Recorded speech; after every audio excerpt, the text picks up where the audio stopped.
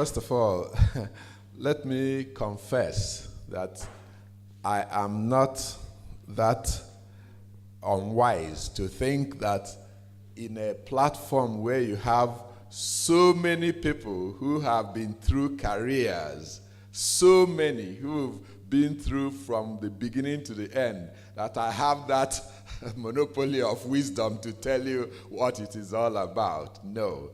I think the chairman was very gracious enough, and so I will use that latitude he's given to me. And what I intend to do is just to point out some basic principles. I don't intend to use up all the time I've been given. I don't know how long I have. If I have, how many minutes do I have? 25, right, okay. I'll try and use only about half of it for my slides so that there can be questions. And you can rest because the chairman has thought well ahead, knowing that some people are very reticent to ask questions, and he's raised a number of questions from which I can start. But let me just start by sharing a very short testimony. This morning I had planned to be here by about 9:10 using the trains and so on. So I was to catch the 7:27 train from Newcastle to arrive here at 8:51. And you can't believe it, I got my bag, everything ready. To cut a long story short, I was just about to board the train, and I looked for my wallet where my train ticket and senior citizen card was, and it wasn't there. So I couldn't board the train. I had to get down, looked everywhere, couldn't find it, rang my wife at home, couldn't find it. I went back home, couldn't find it, and we came back to the station, and I was to get another car. So we said, let's go and ask the station master. And the station master said, yes, look at this wallet, is that yours? To cut a long story short, looked as if when I was stepping out of the car, it dropped off. Somebody, I believe an angel, picked it up because not even 1 penny of the few pounds I had inside was touched. My credit cards, everything intact. So that's how I came here. And it just reminds me of something I read this morning where it says, the will of God will not take you where the authority of God cannot overrule for you. So with that, we go on to our slides. If I can have the first slide, please. As I said, I'll try and go through them quickly in about 10 minutes. Next one. So I bring you greetings from Newcastle upon Tyne, our cartoon, and you can see the symbol of one of our city is the Tyne Bridge, one of which you can see there. Next slide, please. So this will be the outline of my presentation, choosing and starting a career, building up and progressing in your career, lateral movements in a career, because it's not always a straightforward, a straight one-way journey. There may be career breaks, there may be pauses, there may be other things, attaining the peak, winding down, and retirement, and what happens after. Next one, please. So, I wish choosing a career were something that we all could prepare for and legislate for. But many of you are in the same group like myself, although you may not be as old as myself, but the truth of the matter is that you look back and you will see that what is happening to the younger generation is not what happened to you. People didn't sit you in the secondary school or in the university and say, this is how you choose a career and that kind of thing, that kind of thing. So it's there may be differences, but when you want to make a career choice and particularly for the younger people, remember that a career for most people is something that is lifelong in most places. So you need to make sure you have all the ingredients to make this choice, because it's a choice that you will live with for a long time. I've mentioned the generation differences. Nowadays in the university, even from secondary school, our children have guidance, they have this, they have that, they can search the internet, they can do all that. So we are talking about things that may be different for your generation and my generation and the younger generation. There may be gender differences that may be involved. Next slide, please. So what do you need? In the ideal situation, we should sit down and just think with God. Who are we? It says in the conference, the men, where are you? And in one of the write-ups, who are you? No, not yet, don't go. What do you dream of becoming or seeing yourself doing again and again and again for years to come? What do you enjoy doing? And this is very important. If you're advising or mentoring a young person, it's very important that they think about what they enjoy doing. Because if they choose something that they don't enjoy doing, then they are going into a dead end. And there's nothing worse than waking up on a Monday morning and saying, oh, dear me, so I have to go to work. No, you must think of what you enjoy doing. What comes to you easily, what comes to you naturally. Those things that come to you easily and naturally are not things that consume as much mental and physical energy as the things that are like a chore that you have to struggle and work through. So this is also very important. Next slide, please. We will need to speed up. What do you want to achieve in life? What do you want to be remembered for? You need time to put all these things together, and that's why you can see in the younger generation, they take gap years. They take tasters. They may go and try this and try that. And of course, don't forget that what you need to go on to, because careers differ. There may be professional careers where you study in the university and you go. There may be skill careers where you go through an apprenticeship system. So all these are things that you need to consider. Next slide, please.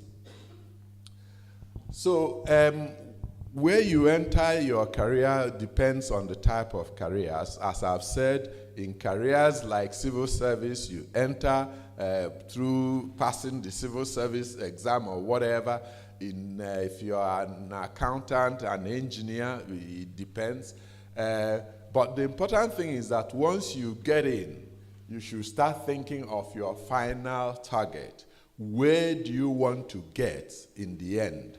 If you don't start thinking about it, and this is why I want to recommend very strongly the two articles that are here about careers and investments, particularly the one by Brother Nosa.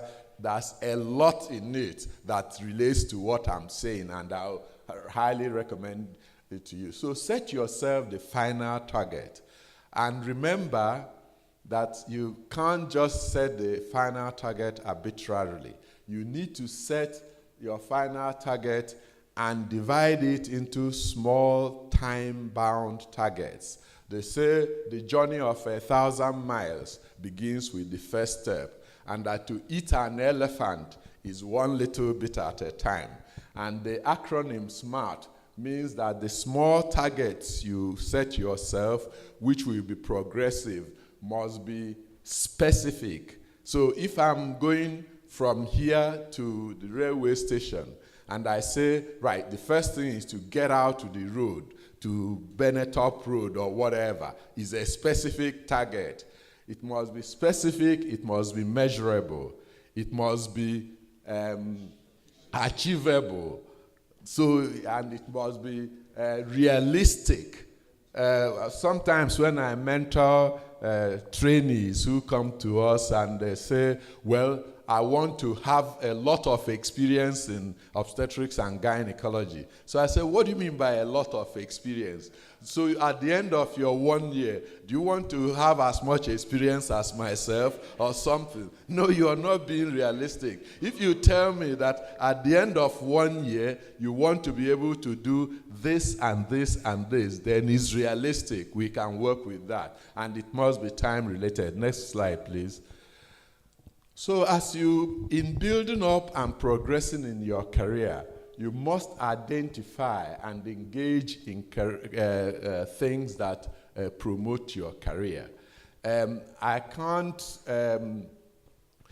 sorry, I don't mean to be political, but one of the ex-governors, the ex-governor of Anambra State, when he gave his CV, he said he determined that every year he would do 2 or 3 short courses during his part of his annual leave. And he actually did that. And he expanded his vision so much. And it was something that challenged me. I mean, you can always learn something from whoever. So identify and engage in activities that will promote your career.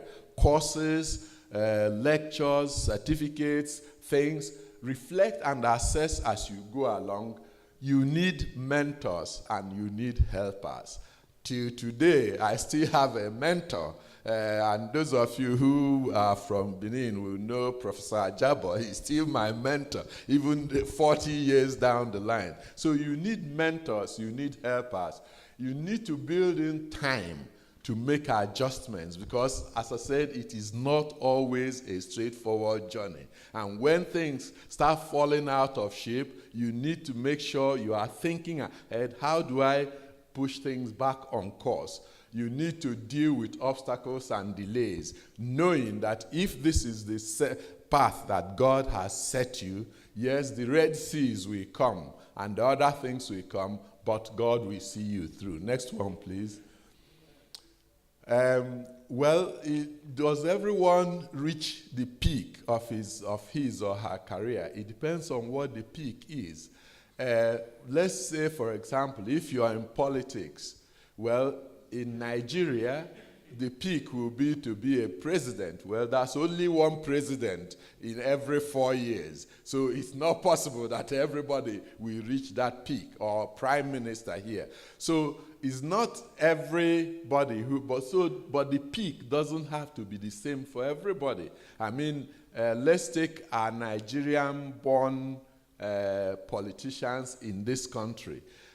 Maybe for them the peak was to get into parliament at all or become a minister or something. And we know that a few of them have so the peak varies. I mean, if you're in a profession, yes, you might get to whatever peak, chief engineer, chief consultant, chief auditor, or whatever, chief accountant, whatever it may be. And you should have decided what your peak should be before you or earlier on in the career, so that you know where you are going to. And of course, where you want to be in the end is something that can be adjusted as time goes on, because as I said, this thing is not always that straightforward. So, God forbid, if you fall sick or something, you could adjust down to something that is reasonable for what you can do. Or you suddenly find that you're flying and you can adjust up. So you need to be flexible when you are planning what happens as you go towards the peak. Next slide, please. The important thing is that you should not arrive at the peak or at the apex of your career and it takes you by surprise. It sounds funny, but it is true. You could, for example, I'm not, again, I keep referring to politics, but in our previous dispensation, our former president didn't really ever think or plan to be president. He was an assistant to a state governor, and then suddenly, within a few months, he finds himself the president. So in whatever you are engaging, you must be thinking, what happens if I get to the peak? What do I do with it? You need to plan how to handle it, what you will do with it. But do not let your achievements control you or get into your head, which is what the bane of African leaders, many African leaders, unfortunately. And how long do you want to be there for? Next slide, please. Remember the pitfalls of leadership. Remember, it is difficult enough to get to the top, but it is more difficult to remain there when you get there. If you are at the peak, it is very important, if you want to think that you've been successful, to make succession planning. And as they say, whatever you are doing, whether it's career, succession, or whatever, they say, if you fail to plan, you have planned to fail. That is the other side of the coin. So, succession planning, because one of the hallmarks of a successful somebody, particularly in an important position, is that when they step down, you don't leave a vacuum. In fact, you should have groomed or planned your succession so that whoever steps in there is set up to do better than yourself. That is how you know what a successful person is. That's why I say, let's not be like some of our leaders who think that without them, the world will fall apart. Next slide, please. Winding down and retirement. And as I said, I can't even begin to go here. I recommend you read the article here. It has a lot to say about winding down. How do you want to do it? Do you want to just suddenly one day step down, or do you want to plan a slower exit strategy, part-time, reduced hours, and things like that? Next slide, please. When you retire, it's not necessarily related to your age. I'm not making excuses for myself just because I haven't retired yet and I'm getting on. That's not what I mean. What I mean is that people can retire at the age of 45. I've heard a young man whom I know very well who has told me that definitely that by the age 45, he would have done what he intends to do. And from then on, he will decide what he wants to do with his life. So when you retire, and retirement doesn't mean that you leave working. It may mean you move in a different direction. It may mean that you do other things and spend more time doing other things. Next slide, please.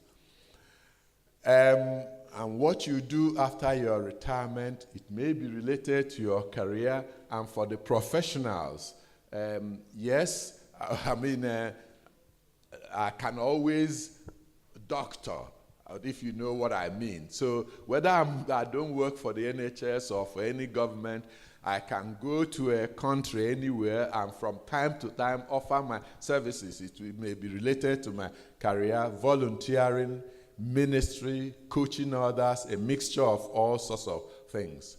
So, as I said, I deliberately decided to rush through the slides. The chairman has them, and there's no copyright. Anybody can have them if they feel they are useful. So I will stop there, and I'll take questions if people have questions.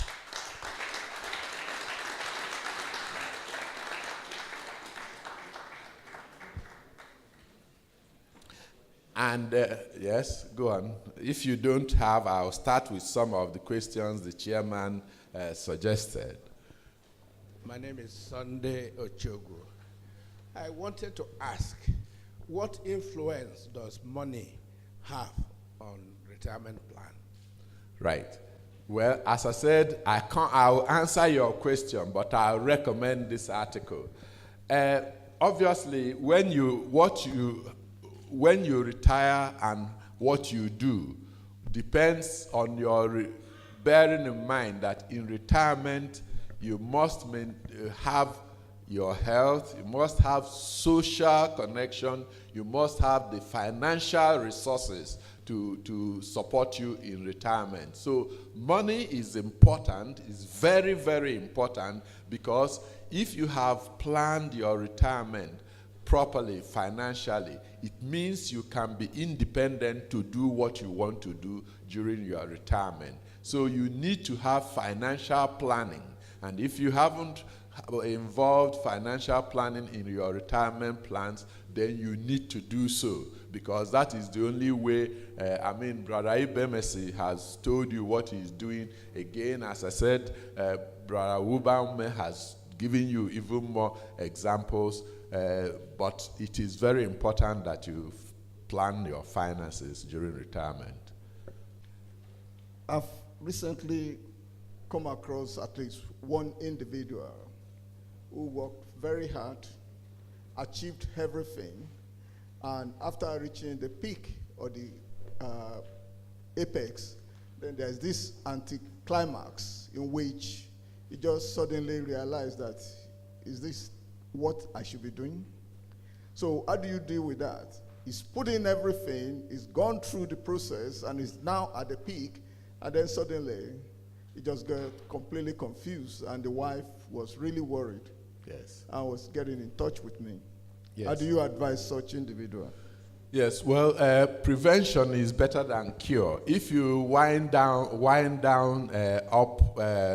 the lecture or the talk, you see that I said that you should be careful that as you are working towards the peak, you are thinking, what would I be doing hereafter?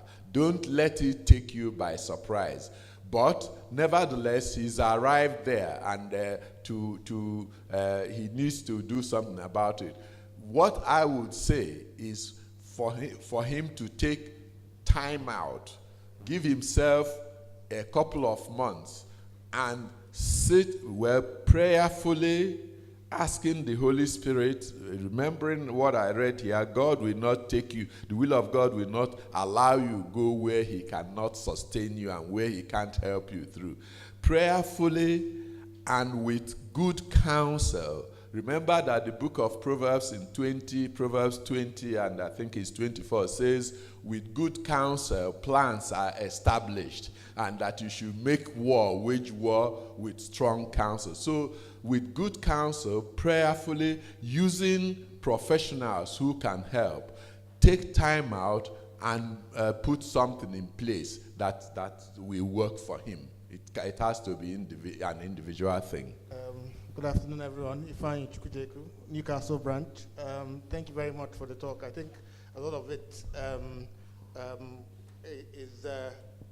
it's quite good, and it's a lot of stuff we also learn from our careers and even in professional development.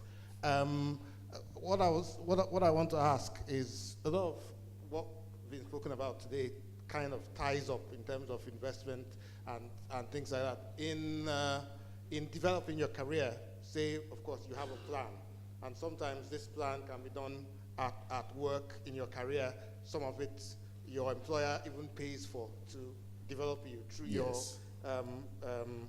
through your CPD. So sometimes to secure that funding can be tough, a tough struggle, business cases and all that kind of stuff. So I know it's a personal thing, but how much would you recommend that one invests financially, personally, into their own personal development? Yes. Well, for me, the answer is you like every other thing, you need to think, as Ibemesi was saying, what the investment demands and what you are probably going to get out at the end of it. I mean, I can use my own example as a medical doctor. We are required to be recertified every 5 years by the General Medical Council.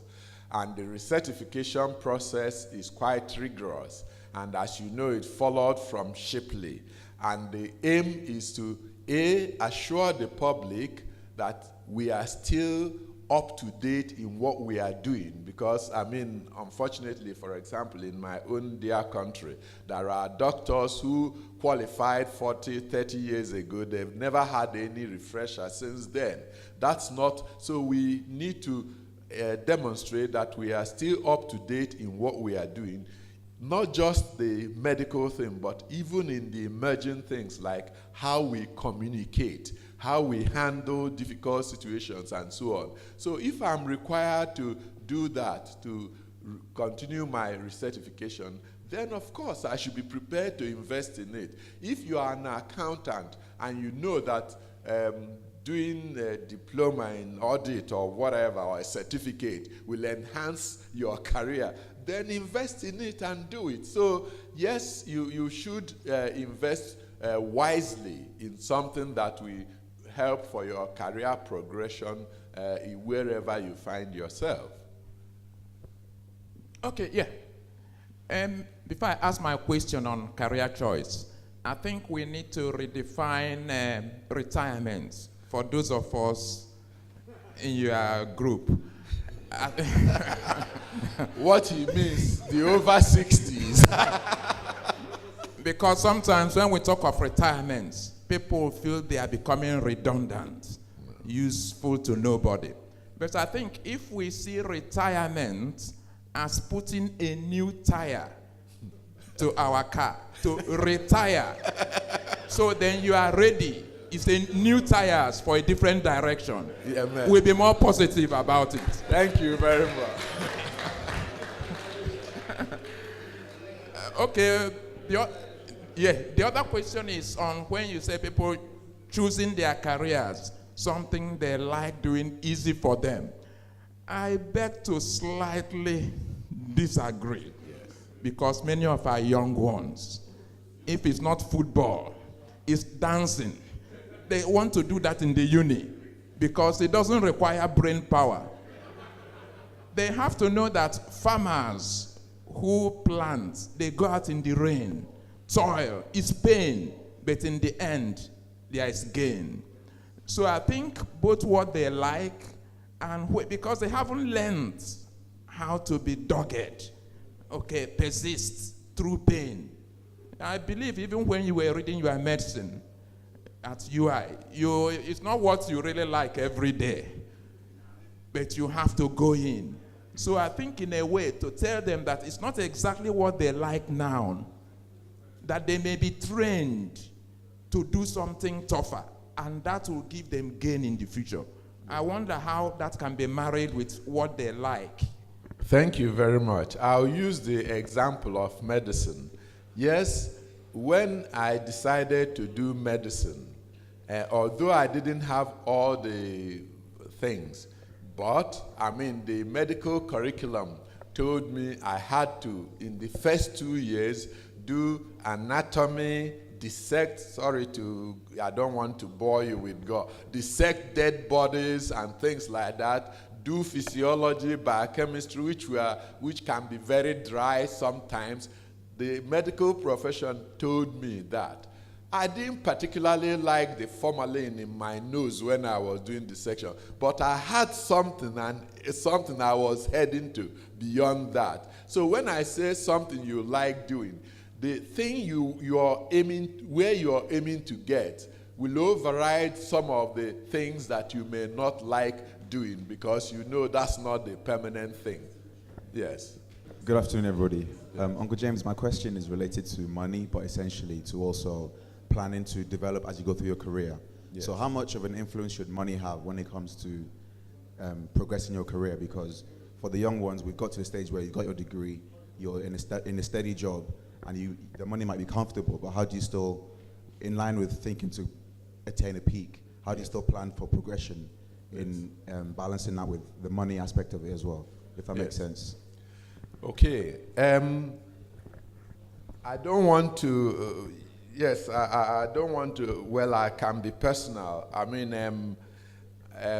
I have a son who's a very close friend of yours, Joshua.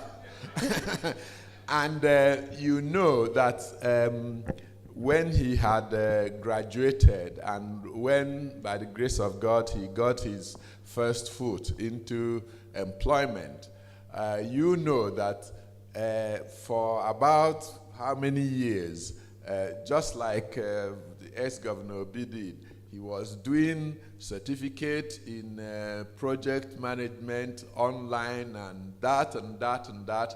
And you know, I mean, that's why I'm sorry I'm being personal, but that's something that was at my doorstep. So I've seen it. So yes, if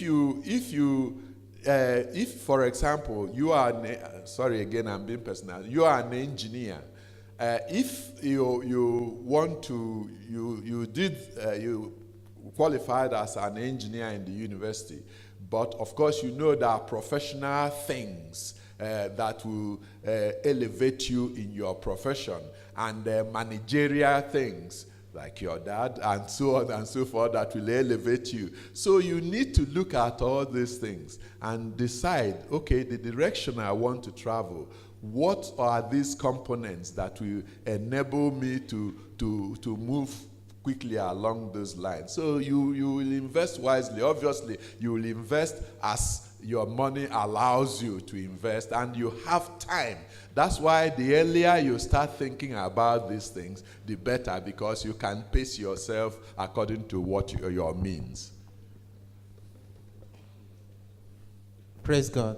Hallelujah. Mine is just going to be very straightforward. As Christians and as believers, I just want to find out, this is on personal experience, at what point do you draw a line? A situation whereby, yes, you are working, you are thinking about investment. This is personal to me. You are thinking of how to grow financially, invest yourself. However, you have practical problems in Nigeria where people will call you. This is not just they are asking you to feed. You know that somebody is dying and they need your help for that. And you see yourself saving people's life. This is not just, okay, people are just making up things. And you see yourself at the brink of, as a Christian, you are not, how do I say, financially progressing, sort of. And when you, in the midst of where people are talking about investment, thinking of this thing, you are always like concerned. How do I move on from here? This is you are, as a Christian, as a child of God, at what point do you just draw a line and say, no, I can't do this? And how do you have that mind as a Christian to say, no, I can't do this anymore? And we are all Christians. Very, very powerful question. And I'm sure, as I said, many of us, first generation, we faced this. I can't promise you that I have the exact answer. All I can say is that you will need to balance the need that God, in a sense, all of us who are first generation out here, God, in a sense, has made us Josephs. You need to balance that with the thing of your own progress. Remember, the book of Proverbs says that he who lends to the poor, that God is a debtor to him. That, yes, when you lend to the poor, that God is saying that he owes you. I mean, yes, we may find it difficult to take, but remember that our Christianity is all about the challenge of faith. Are you able to believe God for what he says? So all I can say is, yes, you need to think carefully where the Holy Spirit leads you, and it's a life that you could do something to save. For me, and I'm able to do it, I will do it first and put my investment second. But you have to be. The Bible says you should be wise as a serpent, gentle as a dove. Because don't forget that human beings, whether they are your relatives, of course, book of whatever warns you that people of your household may be your worst enemies. So you have to be wise and know where to draw the line. And don't always believe everything you're told. If you have other people at home, they can help you check whether some of the things you're being told are true. That's all I can say.